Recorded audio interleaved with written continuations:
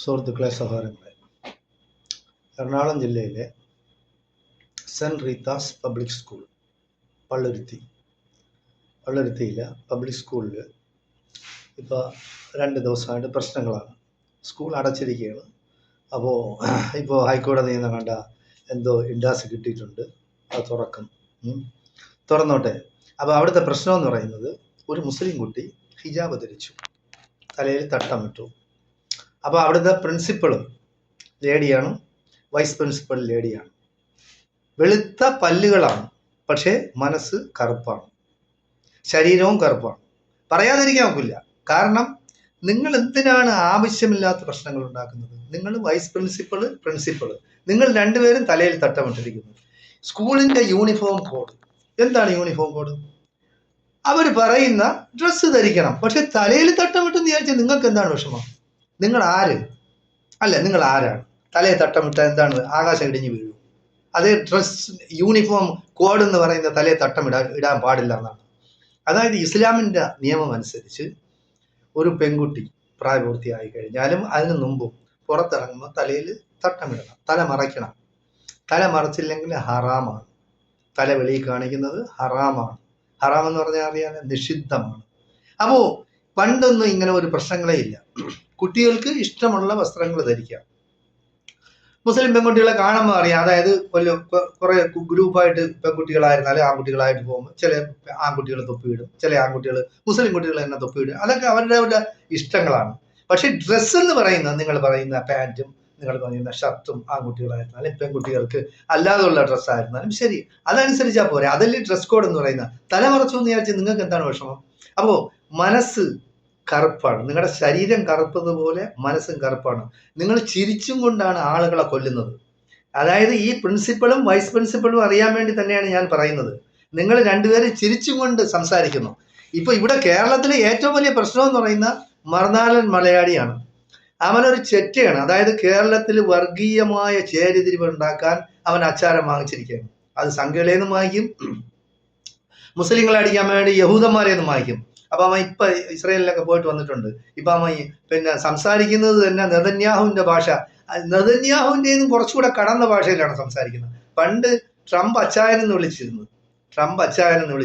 പക്ഷേ ആ അച്ചായൻ വിളി ഇപ്പൊ മാറ്റി. കാരണം ഇന്ത്യ ആയിട്ട് തെറ്റി. പിന്നെ അവർ വിചാരിച്ചതുപോലെ പലസ്തീനും ഇന്ത്യയായിട്ടുള്ള ഇസ്രയേലികളുമായിട്ടുള്ള യുദ്ധം തീർന്നു പോയി. അത് ഒത്തീർപ്പായി. ജനങ്ങളെല്ലാം സന്തോഷത്തിലാണ്. ഇസ്രയേലികളും സന്തോഷത്തിലാണ്, യഹൂദന്മാരും സന്തോഷത്തിലാണ്, പലസ്തീനികളും സന്തോഷത്തിലാണ്. അപ്പോൾ ഫലസ്തീനിന് 2 വർഷത്തിന് മുമ്പ് ഒക്ടോബർ 7-ാം തീയതി ഫലസ്തീനികൾ അതിക്രമിച്ച് കയറി. അതായത് ഇവരുടെ സെക്യൂരിറ്റി സംവിധാനങ്ങളെല്ലാം മറികടന്നുകൊണ്ട് ഫലസ്തീനികൾ കയറി കുറെ യഹൂദന്മാരെ കൊന്നു, കുറെ പേരെ തടവുകാരായി പിടിച്ചു കൊണ്ടുപോയി. അപ്പൊ അതല്ലല്ലോ തുടക്കം എന്ന് പറയുന്നത് 48-ന് ശേഷം തുടങ്ങിയതാണല്ലോ. എത്ര വർഷമായി അവരനുഭവിക്കുന്ന വേദന, അവർ ലക്ഷക്കണക്കിന് ഫലസ്തീനികൾ കൊല്ലപ്പെട്ടു. എത്രയോ നിരപരാധികളായ സ്ത്രീകളും കുട്ടികളെയും അവർ കൂട്ടക്കൊല ചെയ്തു. അതിനൊന്നും ഇവിടെ ഒരു പ്രശ്നമില്ല. ആരും ചോദിക്കരുത്. ഇവിടെ നൈജീരിയയിൽ കൊല്ലുന്നു, അല്ലെങ്കിൽ വേറെ ഏതെങ്കിലും സുഡാനിൽ കൊല്ലുന്നു, കുട്ടികൾ പട്ടിണി കിടന്ന് മരിക്കുന്നു, അതിനൊന്നും വിഷമമില്ല. ഫലസ്തീനിലെ മാത്രം പ്രശ്നമാണ് എന്താണെന്നാണ്. ഫലസ്തീനിലെ പ്രശ്നമാണ് ഇവിടുത്തെ ഏറ്റവും വലിയ പ്രശ്നം. കാരണം എന്ന് പറയുന്ന, ഒരു രാജ്യത്ത് വന്നു കയറി, അത് അഭയാർത്ഥികളായി വന്നു കയറി, അവർക്ക് വീട്, ആഹാരം, വസ്ത്രം, പാർപ്പിടം എല്ലാം കൊടുത്തു മുസ്ലിങ്ങൾ മാത്രമല്ല, അവിടെ ക്രിസ്ത്യാനികളും ഉണ്ട്. അപ്പോൾ ക്രിസ്ത്യാനികൾ എന്ന് പറഞ്ഞാൽ ന്യൂനപക്ഷമാണ്. പക്ഷേ ഈ മുസ്ലിങ്ങളാണ് ഏതിന് ഇറങ്ങുന്നത്. അവർക്ക് ജീവൻ എന്ന് പറഞ്ഞാൽ വലിയ പ്രശ്നമൊന്നുമില്ല. മരണം എന്ന് പറയുന്നത് അവർ മുന്നിൽ കണ്ടാണ് നിൽക്കുന്നത്. മരിക്കാൻ അവർക്ക് ഭയമേ ഇല്ല. മരിക്കാൻ ഭയമില്ലാത്ത ഒരു വർഗം ഈ ലോകത്തുണ്ടെങ്കിൽ ഫലസ്തീനികളാണ്. കാരണം നേർക്ക് നേരെ ഇന്നല്ലേ ടാങ്കുകളുമായിട്ട് വരുന്നു, മിസൈലുകളുമായിട്ട് വരുന്നു, റോക്കറ്റുകളുമായിട്ട് തോളിൽ വെച്ചുകൊണ്ട് ഇസ്രയേലി പട്ടാളക്കാർ വരുമ്പോൾ അവര് കല്ലുകൊണ്ടില്ലേ നേരിടുന്നത്? വെറും കല്ലുകൊണ്ട് അല്ലെങ്കിൽ ഒരു കമ്പ് കൊണ്ടാണ് അവർ നേരിടുന്നത്. അപ്പൊ അറിയാമല്ല, ഇസ്രയേലികൾ എപ്പോഴും വേണമെങ്കിലും കൊല്ലാം. അങ്ങനെ എത്രയോ പേരെ കൊന്നു. അറഫാത്ത് എന്ന് പറയുന്ന ഒരു സമാധാനപ്രിയനായ ഒരു നേതാവായിരുന്നു. PLO, പലസ്തീൻ ലിബറേഷൻ ഓർഗനൈസേഷന്റെ ചെയർമാനായിരുന്നു. അറഫാത്തിന് വരെ ഒരു വിഷം കൊടുത്തു കൊന്നു. അപ്പൊ ഏതെല്ലാം അവർക്ക് ആരാണ് ഇഷ്ടമല്ലാത്തത് അവർ കൊല്ലും. അതിനെയൊക്കെ സപ്പോർട്ട് ചെയ്യുന്നതാണ് ഈ സംഘികളും ക്രിസംഘികളുടെയും ചുമതല എന്ന് പറയുന്നത്. ഇപ്പോ ഫലസ്തീനിൽ നടക്കുന്ന ഇപ്പൊ വിഷയം നമ്മൾ സ്കൂളിന്റെ പ്രശ്നം പറഞ്ഞു വന്ന് ഇതിൽ വന്നു. പക്ഷെ എന്നാലും ഇത് പറയാതിരിക്കാൻ പറ്റില്ല. കാരണം ഈ മലയാളം മറുനാടൻ മലയാളി കാണിക്കുന്ന ഈ കേരളത്തിൽ കാണിക്കുന്ന വൃത്തികെട്ട ഈ വർഗീയ ചേരിതിരിവ് ഉണ്ടാക്കുന്ന ജനങ്ങളെ തമ്മിൽ ഭിന്നിപ്പിക്കുന്ന, അതായത് സൗഹൃദത്തിലും സന്തോഷത്തിലും മുസ്ലിങ്ങളും ക്രിസ്ത്യാനികളും ഒക്കെ കാരണം എന്ന് പറയുന്നത് നമ്മുടെ പൊതുശത്രു, മുസ്ലിമിന്റെയും ക്രിസ്ത്യാനിയുടെയും പൊതുശത്രു എന്ന് പറയുന്ന ഈ ഇവിടുത്തെ സംഘപരിവാർ ശക്തികളാണ്. ഇപ്പൊ വേണമെങ്കിൽ മുസ്ലിങ്ങൾക്ക് ഈ സംഘപരിവാറുമായിട്ട് ചേർന്നാൽ ഈ പിന്നെ ക്രിസ്ത്യാനികൾ ഓടി തള്ളിപ്പോകും, നിന്നാ നിൽക്കില്ല. അത് അവർ മനസ്സിലാക്കുന്നില്ല. പക്ഷേ മുസ്ലിങ്ങൾ ആ ഒറ്റിന് നിൽക്കില്ല. മുസ്ലിങ്ങൾ അത് പഠിച്ചിട്ടുമില്ല. മുസ്ലിങ്ങൾക്ക് വേണമെങ്കിൽ ചേരാം. മുസ്ലിങ്ങൾ അതായത് നല്ല ഭംഗിയായിട്ട് അറിയാം. അമിത്ഷായും പിന്നെ നരേന്ദ്രമോദിക്കും വേണമെങ്കിൽ അറിയാം മുസ്ലിങ്ങൾ യാതൊരു കാരണവശാലും അവരെ കിട്ടില്ല. കിട്ടാൻ എളുപ്പമെന്ന് പറയുന്ന ഈ ക്രിസ്ത്യാനികളെയാണ്. അവരെ ഏത് രീതിയിൽ മുളയ്ക്കാം, ഭീഷണിപ്പെടുത്തിയായിരുന്നാലും അല്ലാതെ ആയിരുന്നാലും ശരി, എന്തായാലും ശരി, ആ പ്രശ്നം അവിടെ നിൽക്കട്ടെ, ഫലസ്തീന്റെ പ്രശ്നം അവിടെ നിൽക്കട്ടെ. അപ്പോ അതാണ് ഫലസ്തീനെ കൂട്ടക്കൊല ചെയ്യുന്നു. ഈ സ്ത്രീകളെ, നിരപരാധികളായ സ്ത്രീകളെ, കുട്ടികളെ കൊന്നുകളഞ്ഞ് പിന്നെ ജനസംഖ്യ ഉണ്ടാവില്ലല്ലോ, അവർ അതോടുകൂടി നശിവുമില്ല. അതൊക്കെ ഈ യഹൂദന്മാരുടെ തോന്നലാണ്. ഈ ഫലസ്തീൻ എന്ന് പറയുന്നത് യാതൊരു കാരണവശാലും ഒരു രാജ്യം, അതായത് ഫലസ്തീൻ എന്ന് പറയുന്ന രാജ്യവും ഇസ്രയേൽ എന്ന് പറയുന്ന രണ്ട് രാജ്യങ്ങളായിട്ട് നിലനിൽക്കാതെ ഈ ലോകം നിലനിൽക്കില്ല.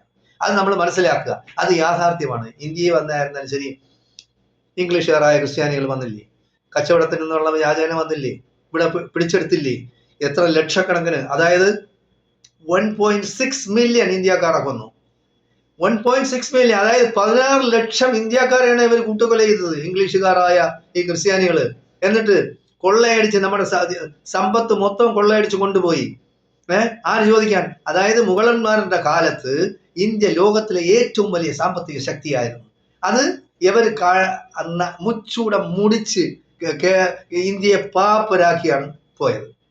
അപ്പോൾ എന്നിട്ട് വേറൊരു കാര്യം കൂടെ ചെയ്യും, ഡിവൈഡ് ആൻഡ് റൂളിന്റെ ഇതനുസരിച്ച് ആദ്യമേ തന്നെ അവര് മുസ്ലിങ്ങളെയും ഹിന്ദുക്കളെയും തമ്മിൽ തെറ്റിച്ച്. കാരണം പ്രബലമായ രണ്ട് സമുദായങ്ങളായിരുന്നു, പിന്നെ മുസ്ലിങ്ങളും ഹിന്ദുക്കളും. അവരെ തമ്മിൽ തെറ്റിച്ച് രണ്ട് രാഷ്ട്രമാക്കി. ഓക്കെ, രണ്ട് രാഷ്ട്രമായെങ്കിലും പ്രശ്നമില്ല, രണ്ട് രാഷ്ട്രമായിട്ട് പോട്ടെ.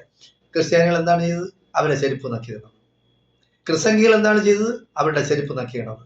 എന്നിട്ട് അവർ പല നേട്ടങ്ങളും ഉണ്ടാക്കി.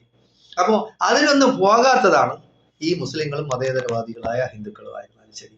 അവരാണ് രാജ്യത്തിന് വേണ്ടി, സ്വാതന്ത്ര്യത്തിന് വേണ്ടി പോരാടിയത്. ആ രാഷ്ട്രപിതാവ് രാജ്യത്തിന് വേണ്ടി, സ്വാതന്ത്ര്യത്തിന് വേണ്ടി ജീവൻ ബലിയർപ്പിച്ചു. ആ രാഷ്ട്രപിതാവിനെ വെടിവെച്ച് കൊന്നവനാണ് ഈ RSSകാര്. ഈ RSSകാർ എന്ന് പറയുന്നത് അപ്പൊ രാജ്യദ്രോഹികളും പിന്നെ ദേശദ്രോഹികളും എല്ലാം RSSകാരാണ്. അതിനെ ന്യായീകരിക്കുകയാണ് ഇപ്പൊ കാസയും കീസയും ഈ മറുനാടൻ മലയാളിയായിരുന്നാലും ശരി, ഈ പിന്നെ ഈ സംഘപരിവാർ ശക്തികളായിരുന്നാലും ശരി. അപ്പൊ അങ്ങനെയുള്ള രാജ്യത്താണ് ഇന്ന് നമ്മൾ ജീവിക്കുന്നത്. അപ്പോൾ ഇപ്പോ മോഡിയെയും കൂട്ടരെയും സുഖിപ്പിക്കാൻ വേണ്ടി മുസ്ലിം കുട്ടികൾക്ക് തലയിലിട്ടെന്ന് വിചാരിച്ച് നിങ്ങൾ പ്രശ്നം ഉണ്ടാക്കുന്നത്.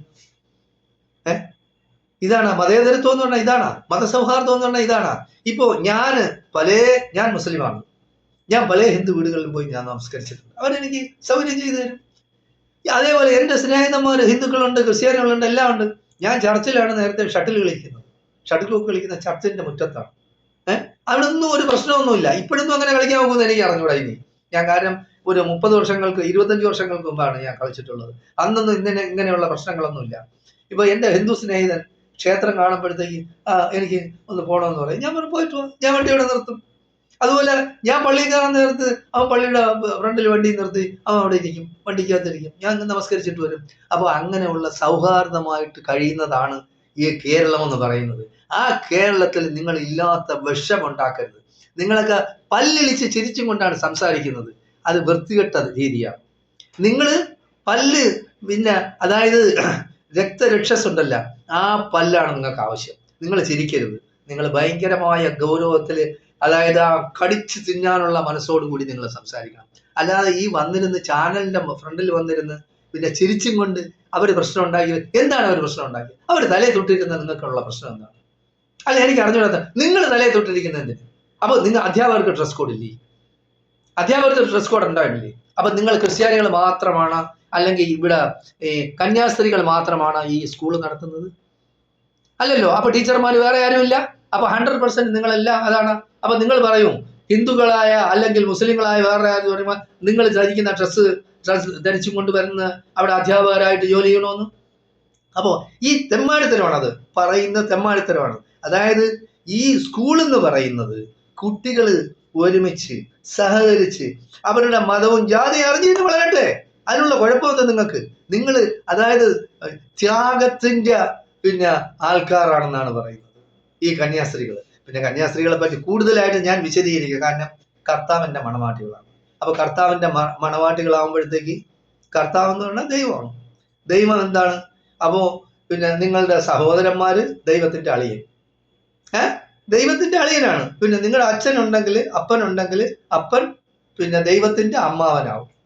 അപ്പൊ ഇതാണ്. അപ്പൊ അതിനെപ്പറ്റി കൂടുതൽ വിശദീകരിപ്പിക്കരുത്. അപ്പൊ വെറുതെ പറയിച്ച് വെറുതെ പ്രശ്നങ്ങൾ ഉണ്ടാക്കരുത്. അപ്പൊ നിങ്ങൾ മനസ്സിലാക്കാനുള്ളത്, മുസ്ലിങ്ങൾ തലയിൽ തട്ടമിട്ടുണ്ട്, അത് തട്ടമിട്ടുണ്ട് വരട്ടെ. നിങ്ങളെ ഡ്രസ്സ് അനുസരിച്ച് അവർ നടക്കുന്നുണ്ടോ? തലയിൽ ഇട്ടെന്ന് വിചാരിച്ചാൽ നിങ്ങൾക്ക് എന്താണ് കുഴപ്പം? നിങ്ങൾക്ക് തലയിൽ ഇടാം, അവർക്ക് തലയിൽ ഇട്ടൂടെ? അങ്ങനെ എന്താണ് നിയമം?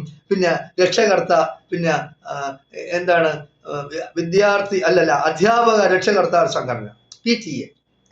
ഇപ്പൊ PTA എന്ന് പറയുന്നത് എന്താണ്? നിങ്ങൾ ചിലപ്പോൾ ഭൂരിപക്ഷമായിരിക്കാം. പണ്ട് ഒന്നും ഇങ്ങനെയുള്ള പ്രശ്നങ്ങളൊന്നുമില്ല. അതായത് ഇപ്പോ PTA കൂടുമ്പോഴത്തേക്ക് പറയണം അവർ കുഴപ്പമില്ല, അവരിട്ടോട്ടെ. ഇപ്പൊ മുസ്ലിം സ്കൂളുകൾ മലപ്പുറത്ത് ഞാൻ ഒരുപാട് കണ്ടു. മലപ്പുറത്ത്, കോഴിക്കോടും കാസർഗോഡും ഒക്കെ ഞാൻ കണ്ടിട്ടുണ്ട്, കണ്ണൂരും ഒക്കെ മുസ്ലിങ്ങൾ മാനേജ്മെന്റ് നടത്തുന്ന സ്കൂളിൽ.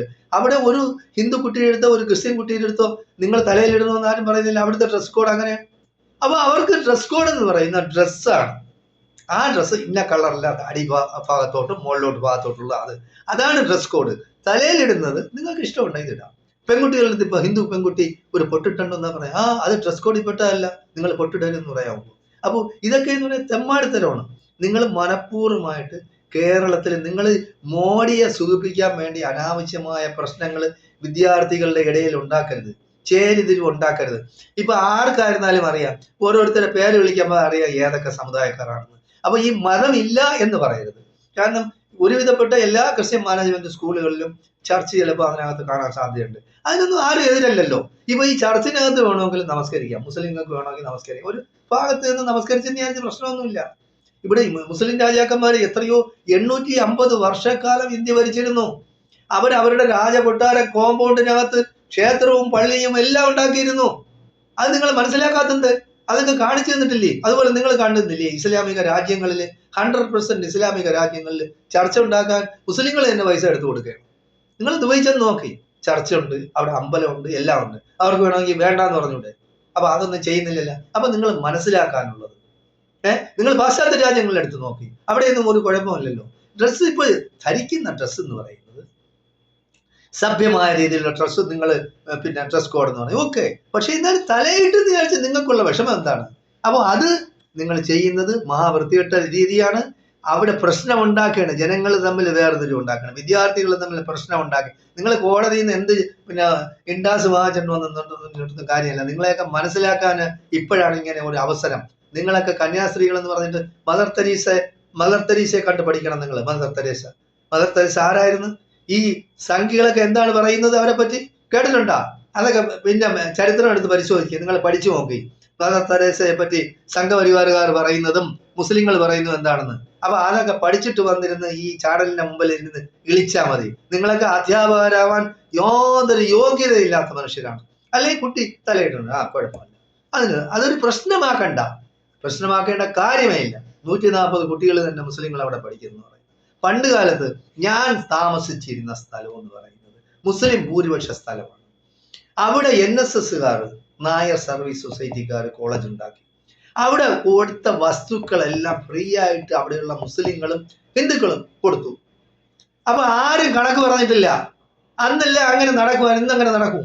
ഇന്നങ്ങനെ ഒന്നും നടക്കാൻ ഒക്കൂല. കാരണം നിങ്ങൾ വർഗീയമായ ചേരിതിരിവ്, വിഷം എന്ന് പറയുന്ന വമിപ്പിക്കുന്ന എല്ലാ പ്രശ്നങ്ങളും നിങ്ങൾ ഉണ്ടാക്കി കഴിഞ്ഞു. അതുകൊണ്ട് ഇനി അതൊന്നും നടക്കുന്ന കേസല്ല.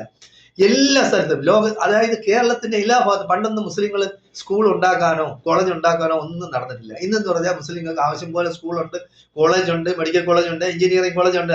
അത് കണ്ടിട്ട് തന്നെ ഇപ്പൊ ആളുകൾക്ക് ഭയങ്കരമായ അസൂയം വിഷമാണ്. മുസ്ലിങ്ങൾ ഉയർന്നു വരുന്നല്ലോ, നിങ്ങൾ അങ്ങനെ അസൂയപ്പെടുന്നതിന്? മുസ്ലിങ്ങൾ നേരത്തെ വിദ്യാഭ്യാസ സ്ഥാപനങ്ങളൊന്നും ഉണ്ടായിരുന്നപ്പോഴത്തേക്ക്, നിങ്ങൾക്കെല്ലാം ഉണ്ടായിരുന്നപ്പോഴത്തേക്ക് അസൂയപ്പെട്ടിട്ടില്ലല്ലോ. പിന്നെ ക്രിസ്ത്യാനികൾക്ക് കിട്ടിയതല്ല, നിങ്ങൾക്കറിയാം.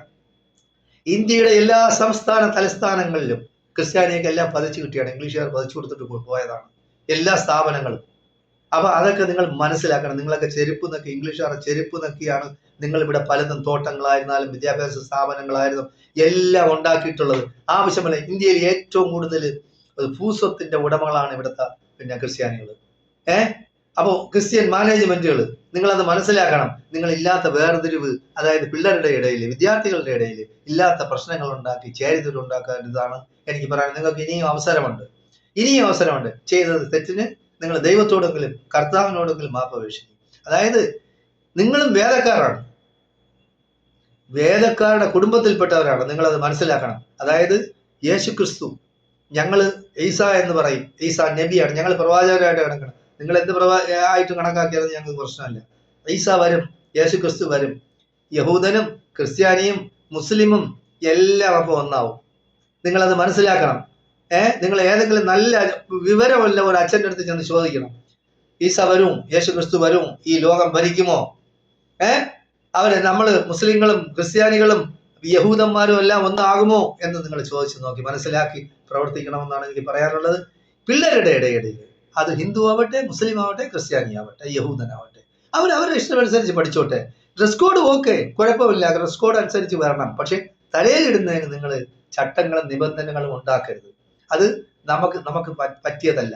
ഇപ്പൊ വേറെ മുസ്ലിം മാനേജ്മെന്റ് എത്രയോ സ്കൂളുകൾ നടത്തുന്നു, എവിടെ അങ്ങനെ ഒരു ചട്ടങ്ങളില്ലല്ലോ. ക്രിസ്ത്യാനിയുടെ ഡ്രസ്സ് അനുസരിച്ച് വരാം, കോഡ് എന്ന് പറയുന്ന ആ ഡ്രസ്സ് അനുസരിച്ച് വരണം. തലയിലിടാത്തതും തലയിലിടുന്നതും അവരവരുടെ പ്രശ്നങ്ങളാണ്. അതിന് നിങ്ങൾ ഇല്ലാത്ത നിയമവശങ്ങളും അതും ഇതും ചൂണ്ടിക്കാട്ടി ഹൈക്കോടതിയിലും കയറി ഇറങ്ങുന്നത് അത് വൃത്തികേടാണ്, അത് തെമ്മാടിത്തരമാണ്. അത് പറയാതിരിക്കാൻ കഴിയില്ല. നമ്മളെ കേരളമാണിത്, അതായത് ബാക്കിയുള്ള സംസ്ഥാനങ്ങളിൽ നിന്നെല്ലാം വ്യത്യസ്തമാണ്. നമുക്ക് നമ്മുടേതായ സംസ്കാരമുണ്ട്. സഹിഷ്ണുത വേണം. ആദ്യം സഹിഷ്ണുത വേണം, ത്യാഗ മനോസ്ഥിതി വേണം. അല്ലാതെ നിങ്ങൾ ഈ വെറുതെ ഈ കന്യാസ്ത്രീകളെ ധരിച്ചിട്ട് കാര്യമില്ല. ഹൃദയം ശുദ്ധ വേണം. ഹൃദയശുദ്ധി ഉണ്ടെങ്കിലേ ദൈവം നിങ്ങളുടെ സൽക്കർമ്മങ്ങളായിരുന്നാലും നിങ്ങളുടെ കർമ്മങ്ങളായിരുന്നാലും സ്വീകരിക്കുമെന്ന് നിങ്ങൾ മനസ്സിലാക്കി പ്രവർത്തിക്കണമെന്നാണ് പറയാനുള്ളത്. നന്ദി, നമസ്കാരം. ജയ് ഹിന്ദ്, ജയ് ഭാരത്.